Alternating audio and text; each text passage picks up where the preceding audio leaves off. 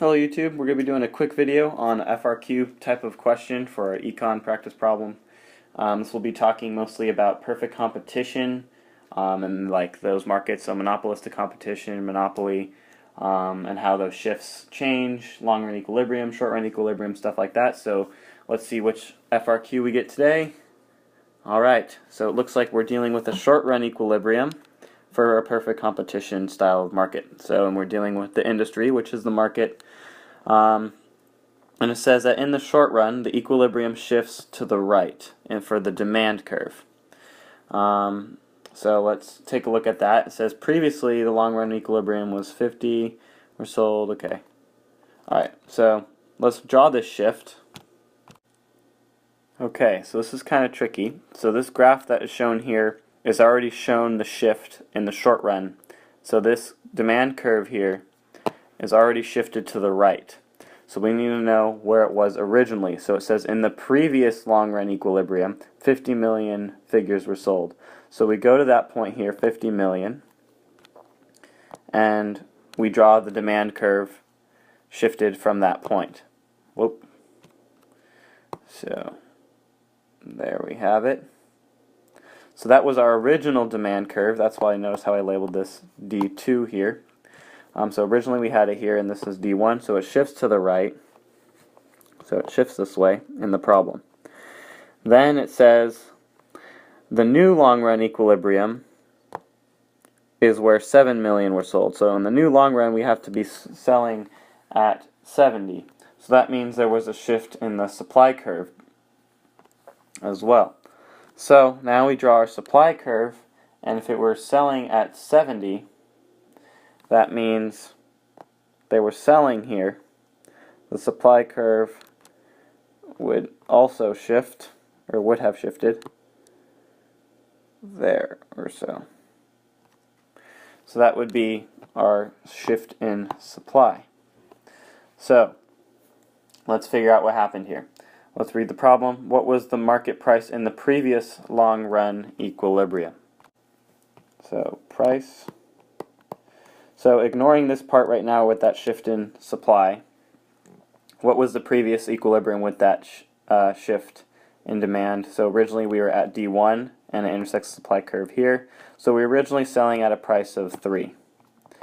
And that would be here, so $3. Now the question is, are we making profits at this point? Are the firms? So since the demand shifted left, the price decreased. But we're talking about the short run equilibrium. So what happened in the short run? The demand shifted to the right. And when the demand shifts to the right, that means more people want to buy it. So each firm is going to have a chance to sell more.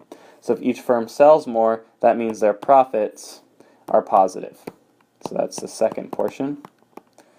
So now let's talk about this next question. I guess we'll fill that in here. So it was $3. And profits were positive. So draw a long run industry supply curve. I did that in the green here. I kind of scribbled it out. We'll put it back, I guess. Okay. So what will be the price in the new long run equilibrium? So the new price will be here. Or the new equilibrium will be there, and the price will be also at $3.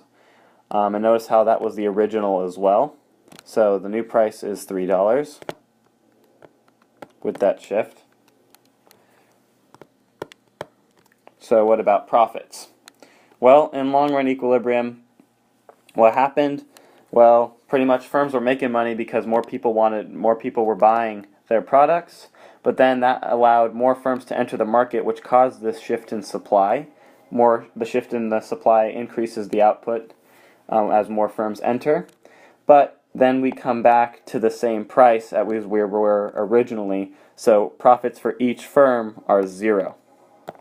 So since they're 0, they still are happy to stay in the market. In an economics perspective, they still stay in. Now, another question, what happened to the quantity though? Just a fun question to look at. So originally our quantity, we were selling 50 million figures, And with this shift in demand causing this shift in supply, what happened? Well, we're selling more. So quantity increased, but price stayed the same.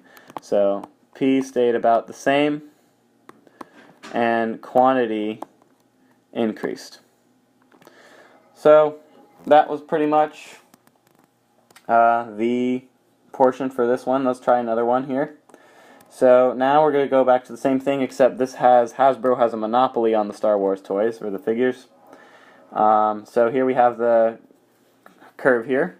So now we got to add the marginal revenue curve, and since this is a linear curve for the demand here, that means the marginal revenue curve is going to be twice the slope of the marginal, or of the demand curve here. So that means we would be looking at something like this, and that is our marginal revenue.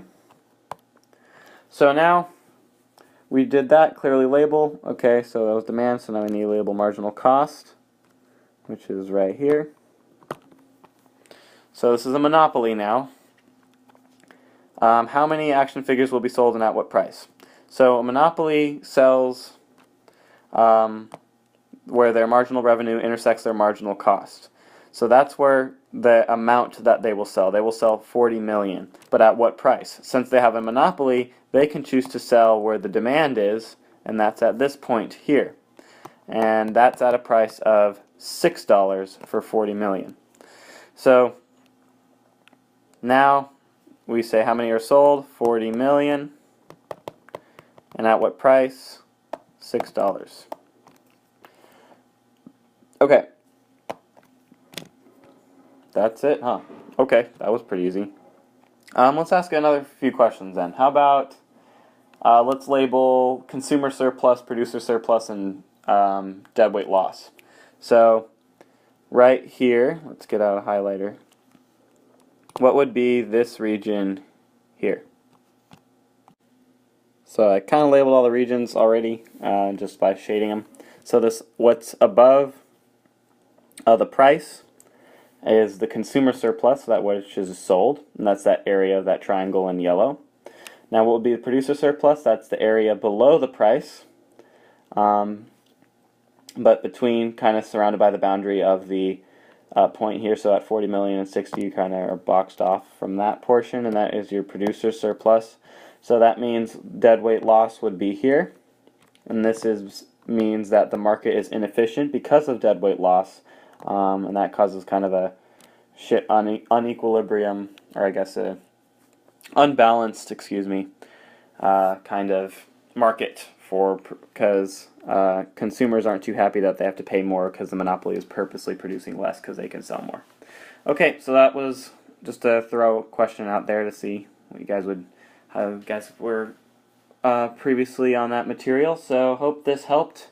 Just threw out some practice FRQs, so might pop up one like this. I would suggest, to see if you really understand it, maybe try a shift in the demand curve in the opposite direction, and for this maybe have it a monopolistic competition and see how that would affect. So like make changes to some problems to really see if you can if you really understand what you're doing. So that's definitely how I've practiced. So best of luck. Hope this helped you as well.